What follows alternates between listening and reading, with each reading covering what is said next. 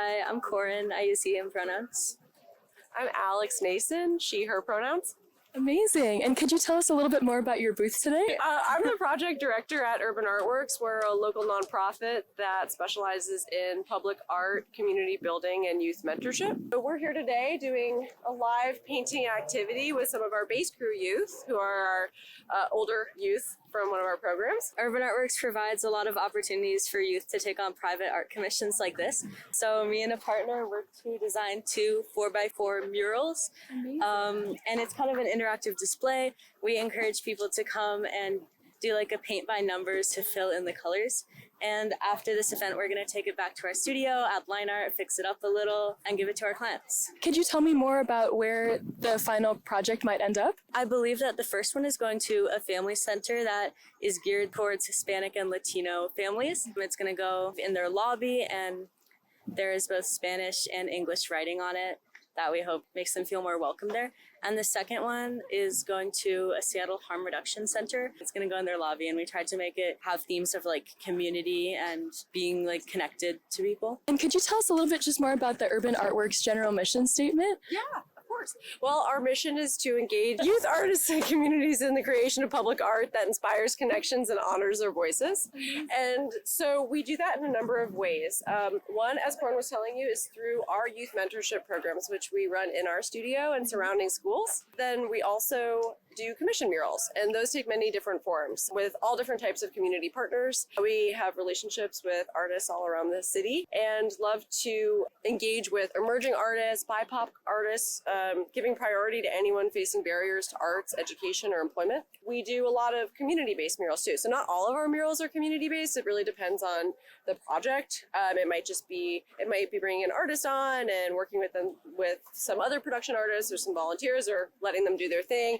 But a lot of our projects and a lot of projects we really love taking on are projects that engage as other people from the community, and that could be volunteers, it could be team building, whatever the case might be, and our youth. And we really like to bring our youth. Our vision is for the youth that are in our programs to grow with us and become artists themselves, and for us to support them. My name is Ruby. This is a game called Badge Mandate that I built with my friends Sam and Justin.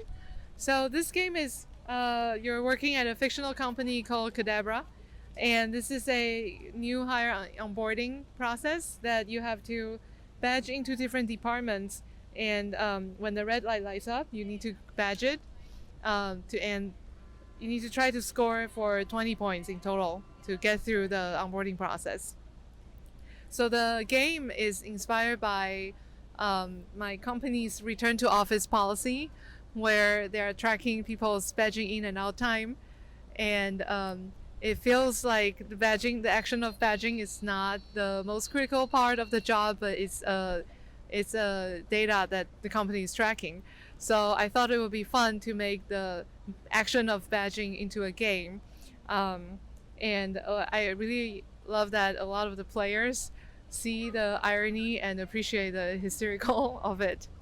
When I badge into my office in and out, I was thinking, this is such a mundane action of my day.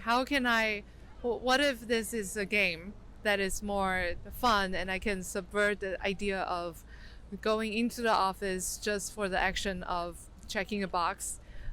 Instead, what if this is more like a game where I can have a mission and take action and accomplish something that's fun?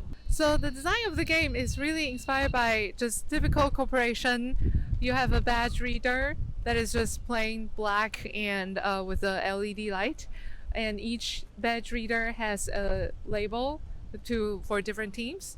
So I'm trying to really reference more very boring, mundane office space with your usual departments. It's housed in a briefcase that looks like it's serious business, that you should take briefcase to work and do all the serious business, like badging into different departments at work. In the middle, is that just like a counter? Yes, it is a counter. So it counts a point when you badge correctly. And with the game, as the game go on, it will the red light will be shorter and shorter, and sometimes there are multiple badge turned on. So the player has to try to badge both two readers at the same time. Yep. Thank you. We are at the Seattle Design Festival today, and who am I with? Eric Miller-Klein from Tenor Engineering Group. Amazing. And can you tell us a little bit about the display you have here today? Yeah, so we're calling it Hear the Rainbow, and the idea is that you're hearing different frequencies based on a natural filtering effect based on the size of this chamber and the size of the pipe openings. And so the sound is actually different in each of the pipes based on the size of them in relation to the wavelength of sound energy. Wow, that's amazing. Would you like to give us a little demo? I mean, it may be difficult to pick up on this, but you can definitely like put the microphone at like the smaller one, like the green, and then you can do it at the blue. And what you're going to pick up on that audio later, go ahead and put it by the blue, is like it's going to be mostly like the higher frequency parts of the music. And then if you move it over to the red, you're going to get more of a full frequency performance of it. And then I'm going to open the top, and you'll hear, put it over the top, Wow. and you can hear. That is amazing. How sound behaves with respect to the size of the openings in a volume. That's amazing. And do you have a goal or a mission or just experience for audience members today? Well, we were educators, and first and foremost, because we're acoustic consultants, so we work in the design industry and helping people design around sound and vibration. That's so amazing. Thank you for this beautiful display today. Thank you. That is My name is Oliver. I'm a Sligmatic Technologies LLC sales representative, and Sligmatic has invented a new machine called a slime fax machine. So as I'm sure you're aware, in your workplace or in your school or in your organization or even at home with your friends or your acquaintances, sending slime-based messages is still just as hard as it ever has been. And now there's people working remotely more than ever, and people working all around the world, and we need a way to communicate via slime-based messages faster, cheaper, and in a way that's better for the environment. And so we've invented Slime Fax, a machine that sends slime-based messages via unreadable drips on paper instantaneously within seconds. And we're also here at SDF, we're recruiting Slime Fax ambassadors. So if you can commit to being a Slime Fax, I guess you already have a couple. Here's a pen for you if you want to sign your signature on that dotted slime. You can. It's just a commitment to being a Slime Fax ambassador at whatever workplace or organization you're with for the rest of your life. And if you if you sign that, we can commit to giving you almost 1% off. We're trying to cut costs a little bit. We're almost 1% off your very first Slime Fax machine. So if you want to take out your mobile device and navigate to slimefax.com, it'll prompt you with an urgent scenario from a theoretical workplace, and then you'll come up with a response to it, and you can send that response, and it'll print it out on our demo machine here in a slime fax message that you might recognize. I'm sending hello. Okay. Ooh. So what is the liquid that's coming out? Is that slime? Like, Slime. What is it made out of? It's slime, yeah. Okay. And we, unfortunately, it's a proprietary formula that we got from WikiHow, so so we can't reveal that. Now, if you would do the honors of taking the Slime Fax knife and slicing off your Slime Fax message, and then you can take the Slime Fax hammer and nail it to the Slime Fax message board.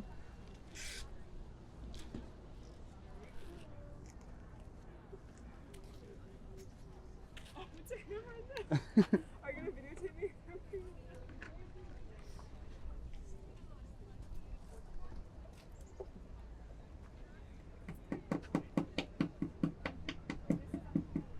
And then if you want to take that stamp over here, or actually I can stamp you off here. I can stamp you to be an official Slime Fax ambassador.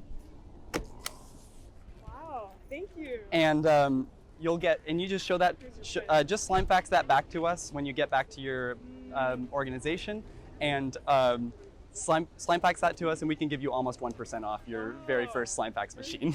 So what was the motivation behind creating the Slime Fax machine? You mentioned like convenience and And but I feel like I haven't actually seen one of these before. So what is the innovation? It's completely new. It's completely new. This is the only slime fax machine in existence currently. We make them to order, and it's a proprietary technology invented by Sligmatic, and so the motivation, yes, exactly, is that when you're sending slime fax machines via FedEx, UPS, it's super expensive, it takes a long time, and we just don't have the time for that. And your carbon footprint is through the roof. And so we're really trying to save the environment, we're trying to save your organization time and money, and we're still trying to convey that same slime-based information to your recipients. Yeah. So how does the slime affect the environment? Like, is it biohazard to get in the water, or what is it? Because you can't say what it's made out of, but I was curious like how it affects the environment. We're working on it. It's something that in our 100-year plan we're trying to diminish our carbon footprint a little bit and work on getting renewable slime sources. Right now it's definitely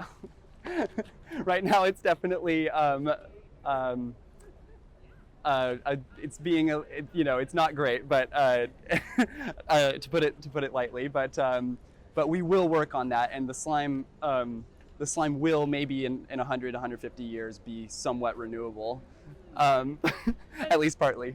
This year's theme is what if, so how is your slime fax responding to that question?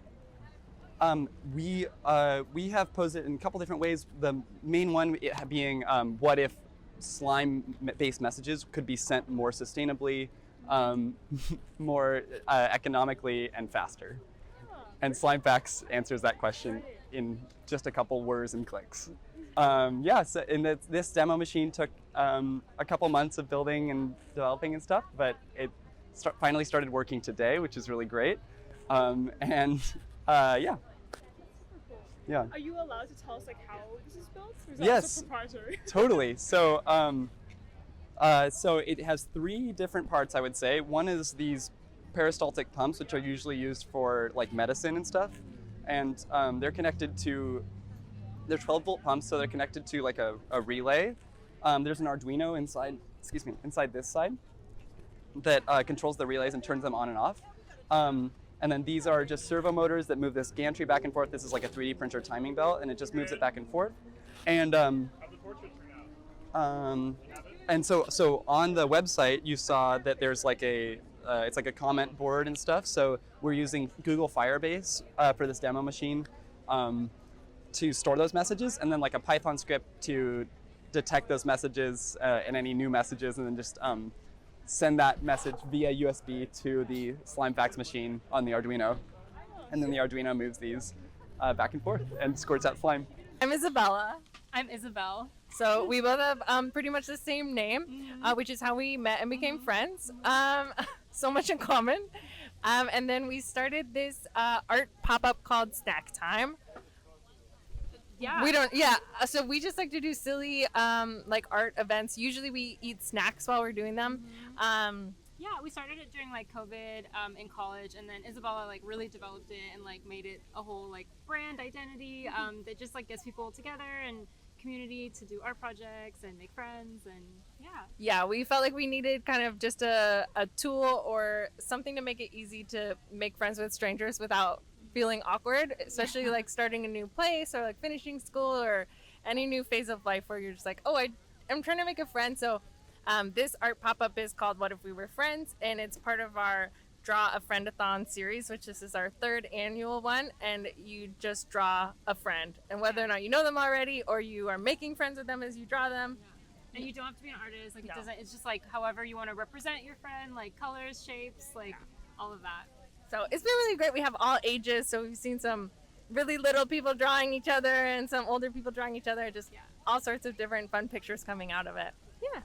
Can you tell me a little bit about these artifacts?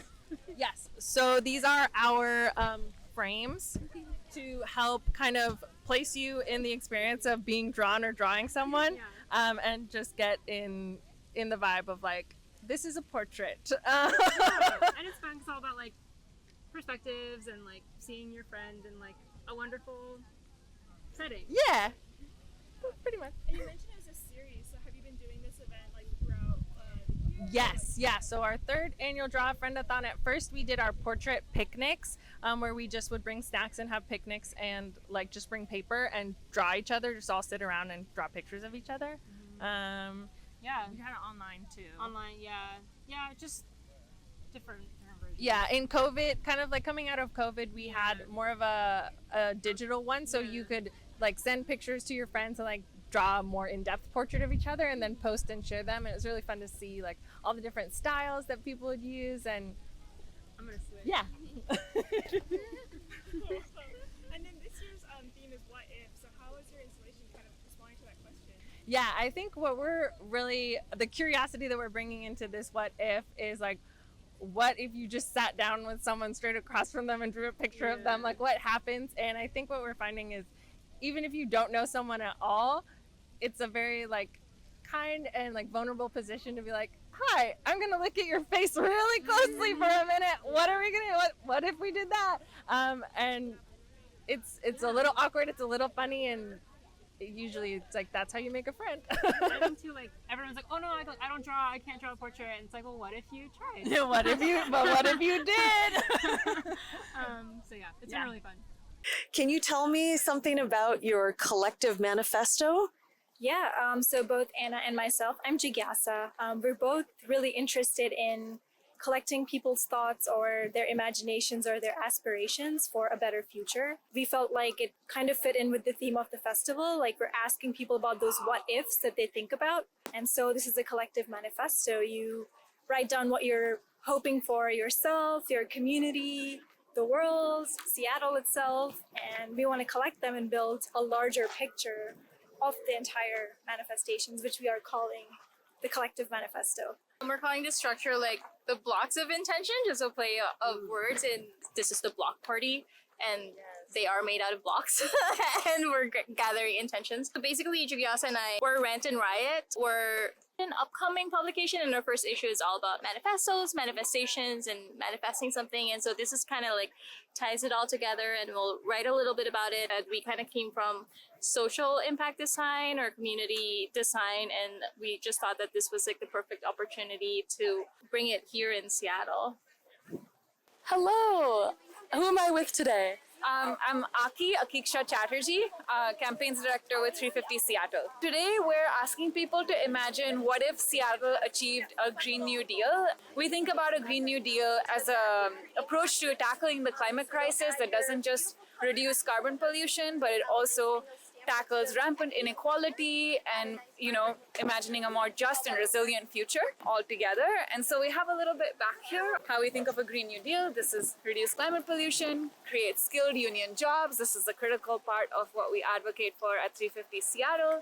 Good family wage jobs in the low carbon economy, building community climate resilience, securing clean air, water, healthy food, access to nature, and expanding the care economy so your basic needs are met, like housing and healthcare, and also addressing environmental, racial, and economic injustice. The Green New Deal is a big package of things. That's what we're hoping people can imagine with us here today. Could you tell me a little bit more about what's happening back there?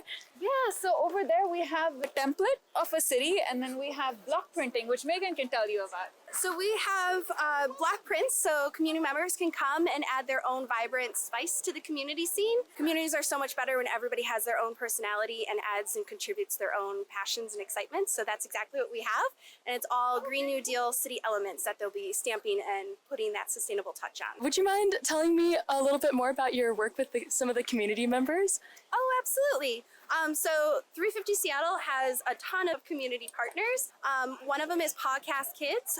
She's a 6-year-old just firecracker that is working to build sustainable community at that younger age. She's got her own book out there already. She's planted trees with the mayor and just advocated for a lot of sustainable changes within her community. And the other community is the Kumar community. They do a nonprofit gardening that's intergenerational, which is really fantastic for their communities to bridge the gap between the generations and also help raise funds for younger families to be able to contribute economically as well. Could you tell us a little bit more about your display today? Yeah, so this is my mushroom tent. I just thought it would be a fun idea to create a mushroom tent because there's not really many out there. I currently design glamping tents right now, but when I made this, I was working for a wedding tent company. I'm trying to build it to be a little bit smaller, a little bit more compact, but this is the first prototype I have. It's pretty much just a giant umbrella, the sidewall that you put on, super quick and easy to set up. Once I put the chairs in there, it seems like people kind of